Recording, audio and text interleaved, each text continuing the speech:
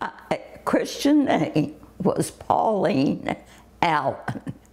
I did not have a middle name. I was born at Nebo, Missouri, in Lake County on March the 7th, 1921. In 1921, that was not too long after World War I. It was the flapper age. It was quite wild, apparently, with the bathtub gin. At that time, of course, having lived during the war, you know, gosh, it was the 30s. Kids that were raised then, a lot of them didn't have proper nutrition at all. I'm sure it affected mine. My father was Rudolph Richard Allen. Probably when I was 2 years old, we moved to Lebanon. My grandfather ran for sheriff and was elected, and my father was always there to drive and assist him. My mother was Clella Marguerite Bradford Allen. My mother was childlike growing up with the three of us. I had a brother named Stanley Clifton Allen, who was 4 years older.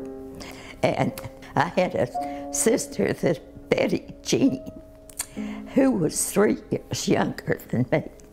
My mother was a homemaker, and in this house, the air vent, you're not going to believe this, but my mother used to get in that air vent and have these 3 screaming children around her.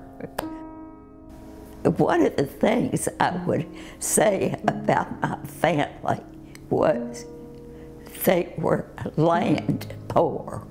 They were always buying up farms or land. When my grandfather's term was up, my immediate family moved to Springfield, Missouri, and we lived there for 4 years. Was in elementary school and started junior high, and was given a double promotion in the 5th grade. Then when we moved back to Lebanon, I either had to take half a grade over or advance. We moved to another house, and that is where my fondest memories are. This was a huge, big house we were living in, 3-story. Then we had a big sunroom. That was our play area, and we had skating parties in the basement, which was fun. And this house, when you came off the butler's pantry into the kitchen, was a sink. And we learned that if you held the sink and turned the light switch on, electric current would go through. So we entertained ourselves and our friends with that a lot. It probably could have been dangerous, but we did it anyway.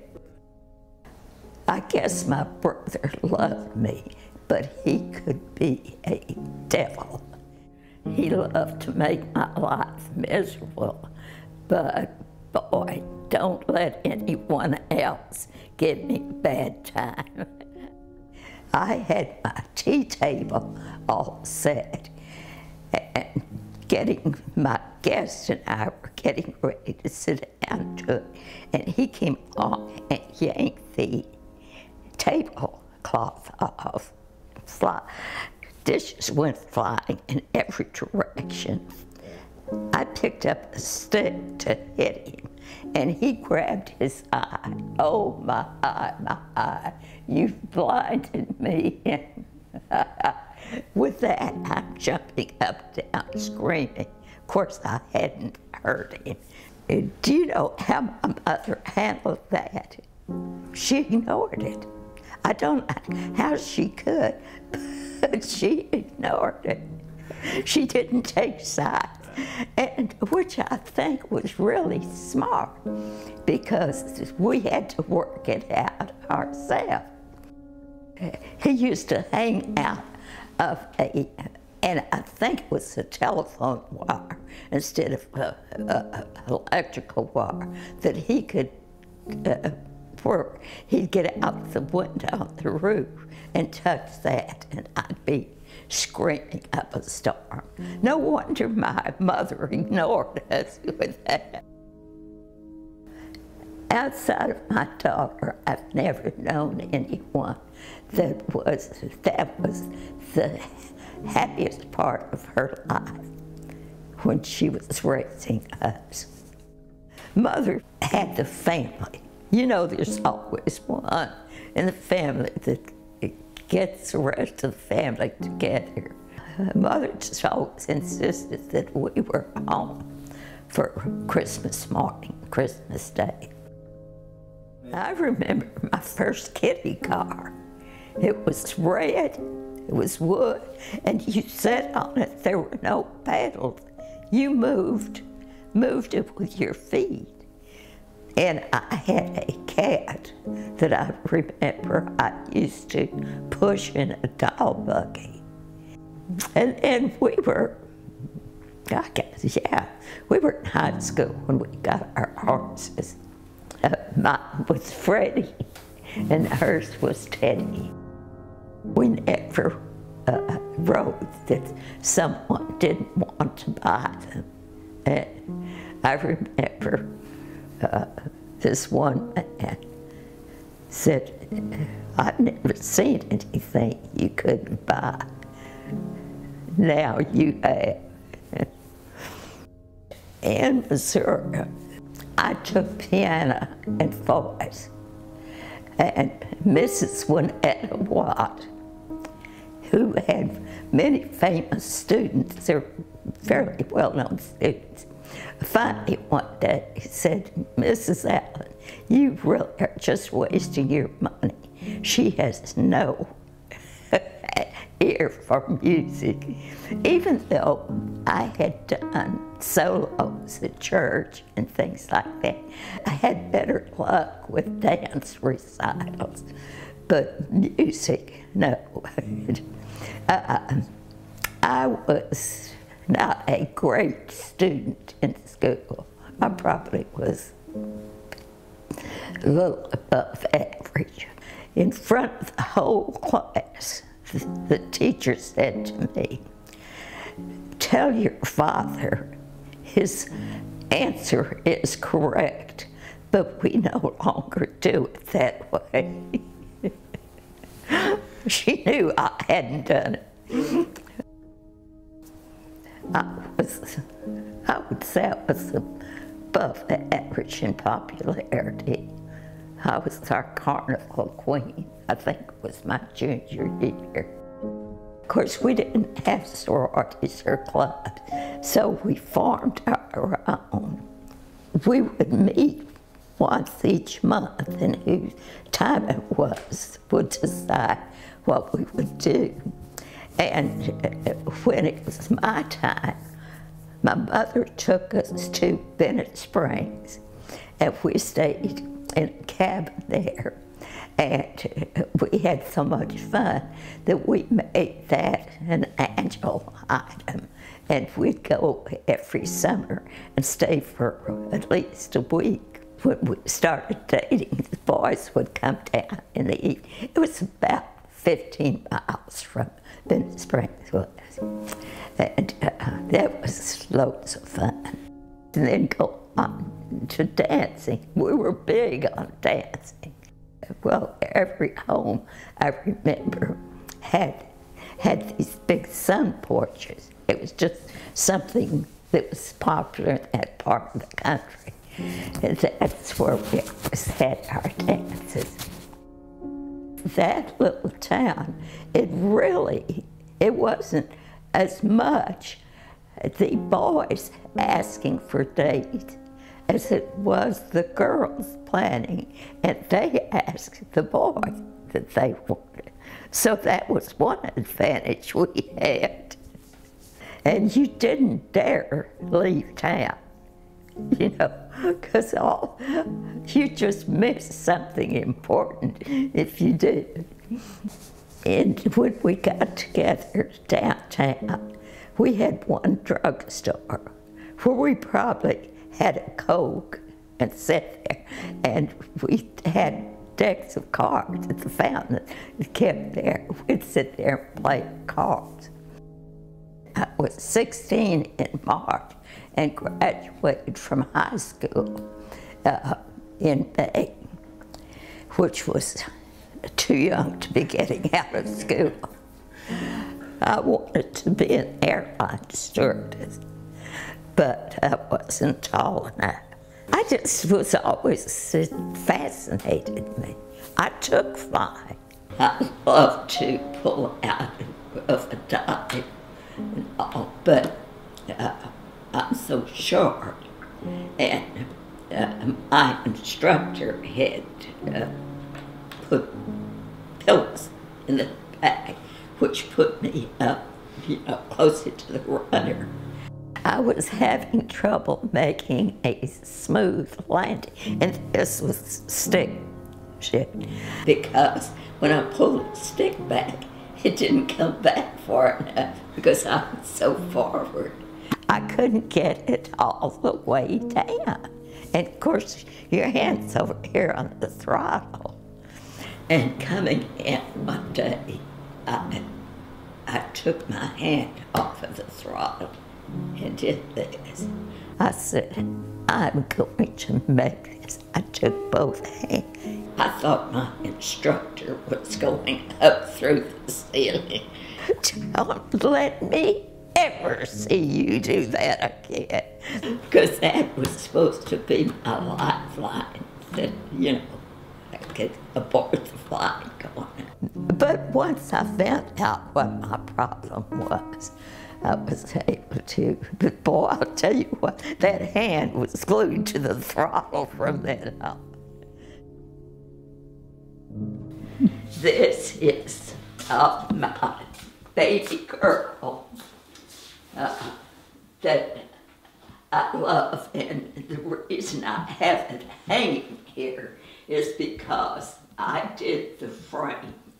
And when I took them to be framed, my framer found a ticket on them that they were purchased in Paris in 1925. And I had them museum framed, double glass, and have loved them. And finally got them hung. Frank hung them for me when I moved here. Now this was an old fire screen that I rescued from an old antique shop and had it framed and have always loved. It's a watercolor that Suzanne painted, and it was still in her classwork, and I absconded with it and had it framed and have always loved it. And my three wise men are folk art from Mexico that I purchased many years ago, and have always kept them. I love them. That's my art gallery.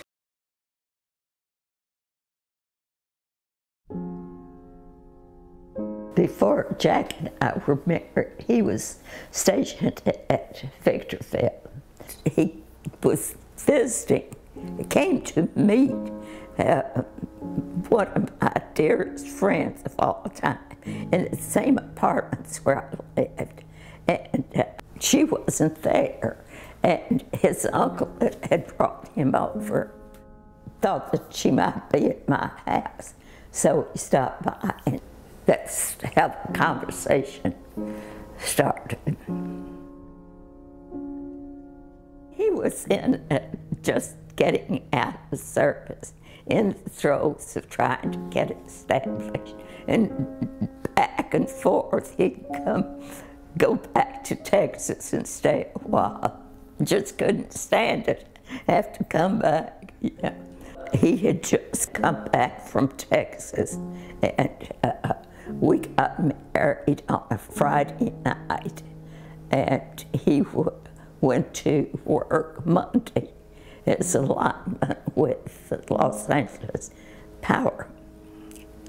I'm coming to Los Angeles and we are getting married. That's how romantic the proposal was. Things were so, you know, people do not realize how poor people were. We didn't know we were poor, we were happy and all. But it was a struggle. When I got out of high school, I interviewed for a job at a doctor's office that paid $7 a week. Imagine $7 a week. She was a precious child and very easy to raise. We lived in a small one-bedroom apartment in Los Angeles, and everyone would say, "You can't deny that child. She looks just like you." I had to take her every place with me because I couldn't afford a babysitter at that time. So I always walked her to school and went to pick her up. And her classmates came out, and she didn't. And I said, "Where's Suzanne?" She had to stay after school. I said, "Why?" Because she would get out of her seat and go to the window and look around. So I didn't say anything. She came out. And in a day or two, I said, "Well, I understand you had to stay after school." And she said, "How did you know?" I said, "A little bird told me." We were in the car getting ready to drive to Missouri, and she was up in the back of the car looking out the back, and she said, "Mother, is that little bird going to follow us to Missouri?" We ended up on the train Christmas Eve, and Suzanne had one of her books out, and everyone was singing Christmas Carol, and they had hung stockings up. That was our Christmas Eve, but she had made it Christmas for all the people in our car. When she got in high school and was getting closer to going to college, I'll say, "Send her to Purdue. The boys are about 7-1. She'll do well there." But that wasn't in the picture. When she went to SMU for her entrance, It had to have been her personality and her honesty and everything that got her in that school, because her grades wouldn't have done it. Even though she wasn't a good student, she had a charm. Of course, when Jack was called back was the Korean War, which didn't last too long. Oh, it was a tremendous surge because there was a general aboard who was going to England to set up an atomic air base there. And Jack had just been called back to active duty. He mustered in San Francisco on March the 7th, my birthday. The plane was lost on March the 23rd. But there's been a lot of mystery come out about the plane. The last word they had was about 600 miles off the coast of Shannon Island. Since then, there's been a story that there was a fire aboard the plane, which would have been sabotage. A lot of false information would get out. So when I got word that the plane was missing, I called and got a hold of the night editor, and he kept calling, kept in touch, and he finally said, "Miss Fife, go to bed, get some rest, that rescue is on the way." And when I got up the next morning and called, he wouldn't talk to me. The memorial service, it was unreal. There wasn't anything that they didn't do. Full band, the caisson with a casket, the folded flag, the gun salute, the flyover, even the flyover was from Texas, which would have pleased him. My daughter has promised me that, which is strictly illegal, but that she will spread my ashes where Jack's memorial tomb in Arlington is. I had not been to where Susie was living.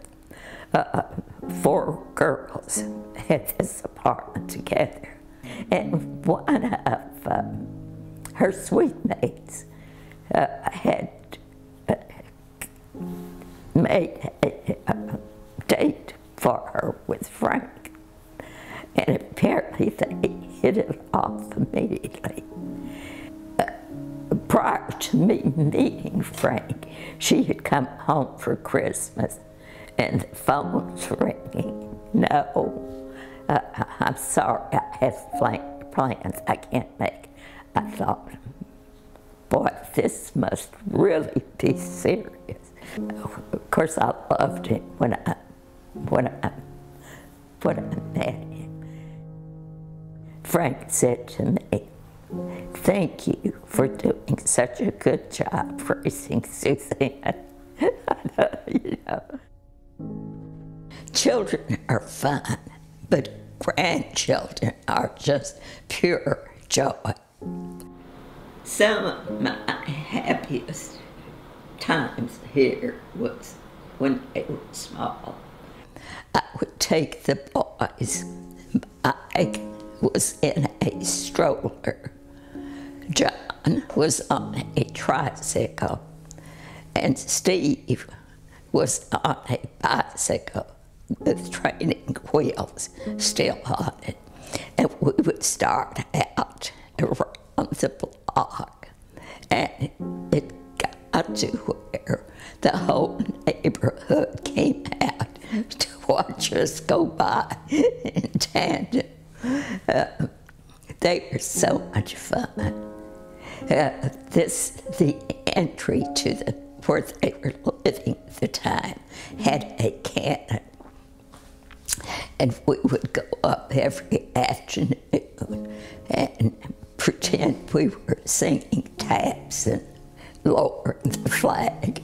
That was a big deal with them.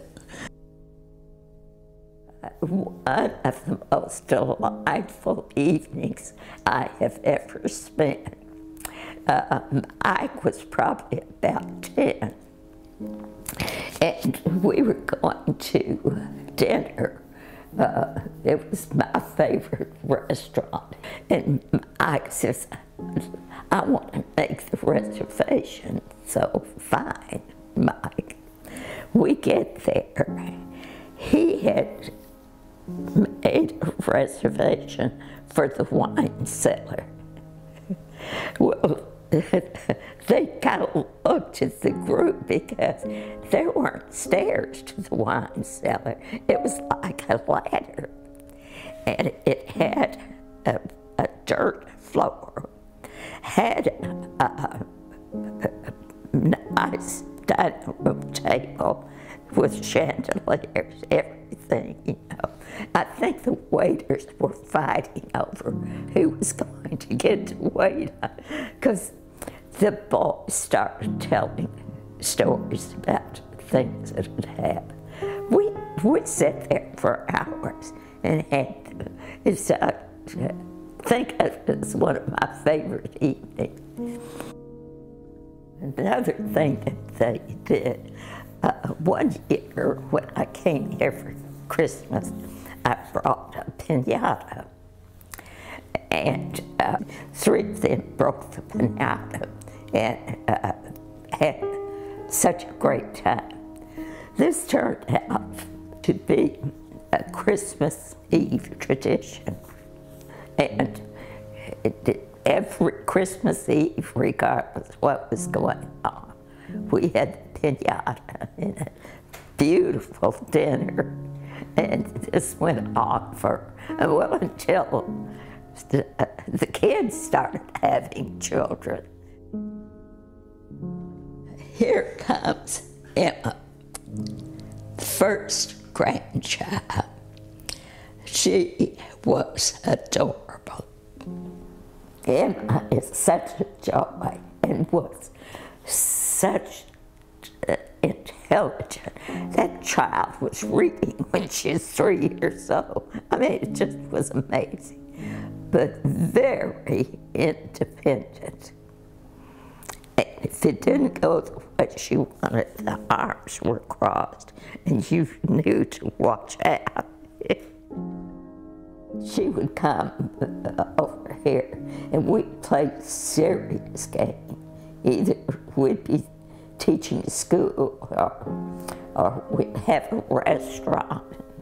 She'd be taking orders. One time we had an antique dealer and interior designer. It would take me 3 hours to put the house back together because there were all these items we had to work with. And I'll never forget. I said, well, I have a client that I think might like this vase. I would like to take it out on trial. That is against our policy. I could have reached over and popped her one. I'm sorry, that's against our policy. So you see, this was serious business. Emma has excelled. We're all so proud of her. Then comes the first grandson, and he was named Steele, still was his grandfather's business.